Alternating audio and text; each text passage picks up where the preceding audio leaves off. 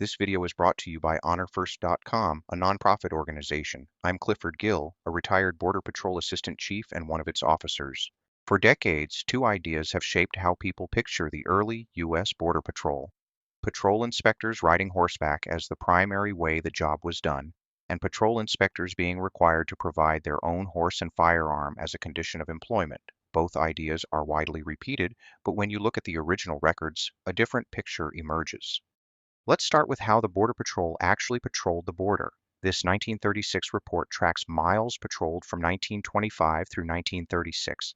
If you look at the table, you'll see total miles and then a breakdown by method: motor, train, horse, boat, aircraft, and foot. There's an important detail in the early years. In 1925 and 1926, most patrol methods, motor, train, horse, boat, and aircraft, are grouped together, with only foot patrol shown separately. That means you can't isolate exactly how much was done by each method in those first 2 years.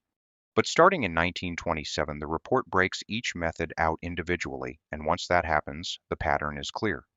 Motorized patrol accounts for the majority of miles, while horseback is listed at much lower levels. There is no indication in the record that horseback was ever the dominant method, and when the data is broken out, it clearly was not.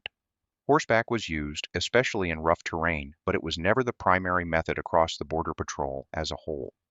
Now consider the second claim, that early patrol inspectors were required to provide their own horse, saddle, and firearm.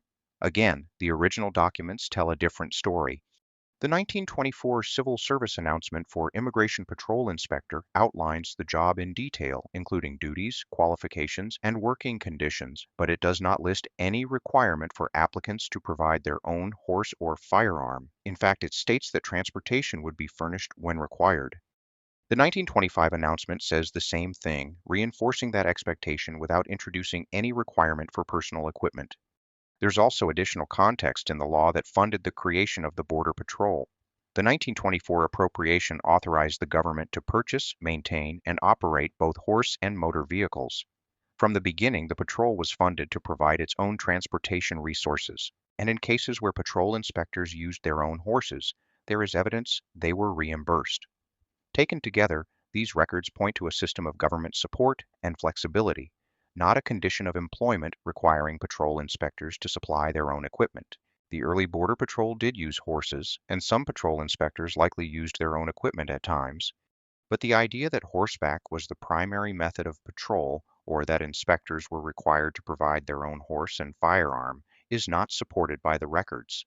The real story isn't based on legend, it's in the documents. HonorFirst.com gratefully acknowledges the Border Patrol Museum and historian Joseph Banco. Their historical materials continue to enrich our shared commitment to preserving the proud legacy of the United States Border Patrol.